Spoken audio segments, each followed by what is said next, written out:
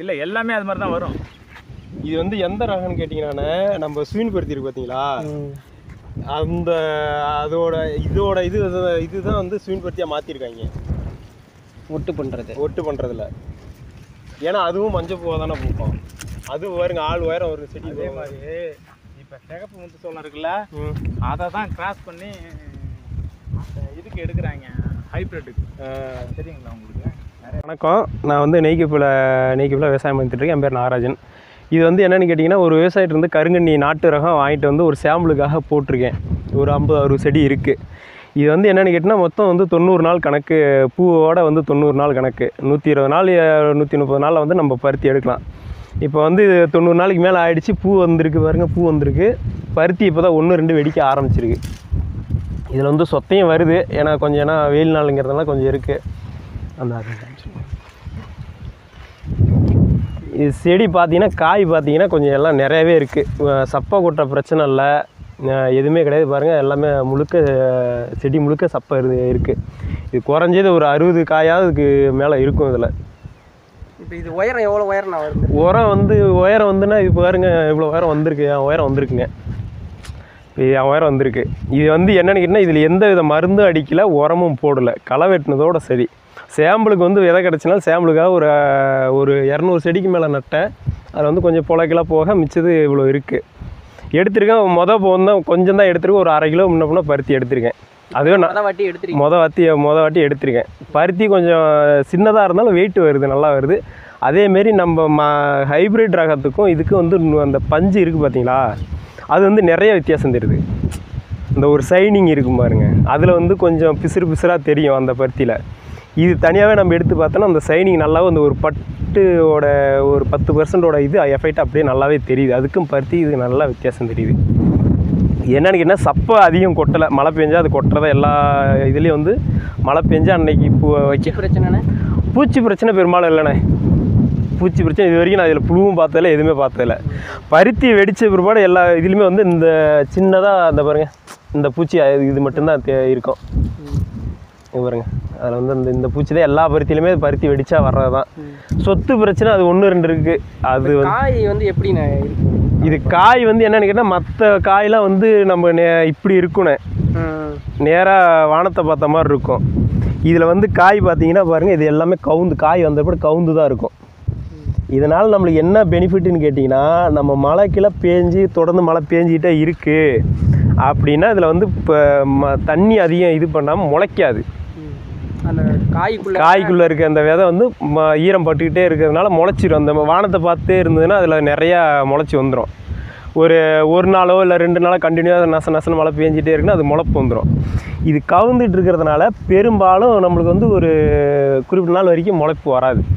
ஏன்னா நினையாமல் இருக்கும். கவுந்து இருக்கிறதுனால காய் கவுந்துருக்கனால நினையாது, பூமியை பார்த்துருக்கனால நினையாது. அது வந்து மற்ற ஹைப்ரிட் ரகம் வந்து மானத்தை பார்த்தா இருக்கும், அது நல்லாவே தெரியும். பருத்தி செடியில் வந்து காய் இந்த அளவுக்கு காய் அதிகமாக இருக்குமா? அது வந்து காய் பெருசாக இருக்குன்னே, காய் இதெல்லாம் பூச்சி பிரச்சனை இருக்கும், புழு பிரச்சனை வந்துச்சுன்னா காயோடய கொட்டி போயிடும். இதில் வந்து இப்போ சப்பை இது மழை பெஞ்சனால நிறைய சப்பை கொட்டு. மருந்து அடிக்கல, உரமும் போடல, மருந்து அடிக்கல. ஆனால் அந்த பருத்தி அப்படி பண்ண முடியாது. நம்ம வந்து செடி வந்து ஒரு மாதம் ஆன பிறகு வளர்ச்சிக்கு ஒரு மருந்து அசுனி பிடிக்கும். அந்த அசுனி, இந்த சப்பாத்தி பூச்சி இந்த இதெல்லாம் பிடிக்கல, அதுக்கு ஒரு மருந்து காட்டி ஆகணும். அப்படின்னா தான் அந்த அசுனிலேருந்து அது இது பண்ண முடியும். இது எதுவுமே பண்ணலைன்னு வைங்களேன். இப்போ தான் ஆரம்பத்தில் நட்டுருக்கீங்க, அதனால் போக தான் தெரியும். அது மட்டும் இல்லாமல் இதில் வந்து அசுனி பிரச்சனை எதுவுமே பூச்சிங்கிற பிரச்சனையே இல்லை இதில் இதுவரை. ஏன்னா இலையிலே உங்களுக்கு தெரியும், இந்த டைம் பீரியட் வர எதுவுமே இல்லை, இது வரைக்குமே எதுவுமே இல்லை. ஒருவேளை சாம்பிளுக்காக வச்சதுனால கூட, ஏன்னா வேறு எதுவும் பயிர் இல்லை அப்படிங்கிறதுனால கூட இருக்கலாம். இதை மேற்கொண்டு விவசாயிகள் வந்து என்னென்னு கேட்டிங்கன்னா கொஞ்சம் பார்த்து செஞ்சாங்க அப்படின்னா, இதை மேற்கொண்டு நாட்டு ரகத்தில் இப்போ விதை வந்து ஒவ்வொரு வாட்டி வாங்கிட்டு இருக்காங்களே, இதில் பருத்தி நீங்கள் பண்ணி நம்ம எடுக்கலாம், நம்மளே போட்டுக்கலாம், நம்மளே எடுத்துக்கலாம். எப்படி அந்த பருத்தி எடுப்பீங்க? ஒரு நிமிஷம். விதைக்கு எப்படி எடுப்பீங்க? விதைக்கு வந்து நம்ம வந்து விதைக்கு வந்து என்னென்னு கேட்டிங்கன்னா,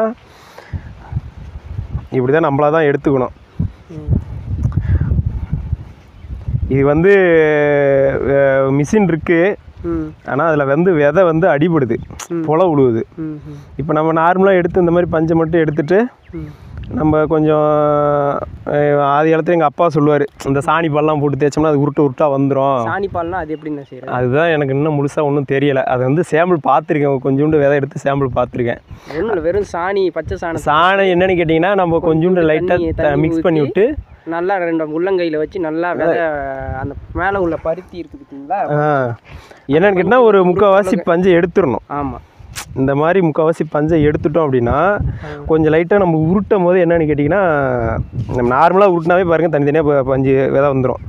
பஞ்சு எடுத்துகிட்டு நார்மலாக உருட்டினாவே வந்துடும். அதோட நீங்கள் என்ன தண்ணிங்கன்னா, தண்ணி கொஞ்சம் லைட்டாக தண்ணியும் அந்த சாணி ஃபுல்லாக போட்டு மிக்ஸ் பண்ணி இது பண்ணிங்கன்னா ஓரளவுக்கு வந்து நம்மளுக்கு எடுத்துக்கலாம். நீங்கள் போய் அது என்ன ஒரு பாக்கெட்டு ஒரு 1/4 கிலோ கூட வராது. அதே வந்து 1000-1200 போட்டு நம்ம விதை வாங்குகிறோம். புரியுதா இல்லைங்களா? அப்போ இது விதை நீங்கள் தொடச்சி நம்மளே வச்சுக்கலாம். இது நம்ம ஒரு வாட்டி உங்கள்கிட்ட விதை வந்துச்சு, ஒரு வாட்டி நம்மகிட்ட விதை வச்சுன்னா நம்மளுக்கு விதை செலவு மிச்சம். விதை செலவு முக்கியமாக விதை செலவு மிச்சம். நம்ம பெருசாக வந்து நீங்கள் 1000 கணக்கில் போட்டு விதை வாங்க தேவையில்ல. அதேமாரி இது வெயிட்டு வரும். அது வந்து இவ்வளோ இருக்குது பொறி மாதிரின்னு வச்சிங்களேன். அரிசி இவ்வளோ அதே அளவு அரிசி இருந்தாலும் அதே வெயிட்டு தான் வருது. அதே அளவு போட்டால் இவ்வளோ பொறி வரும்னு வைங்களேன், அதே வெயிட்டு தான் வரும்.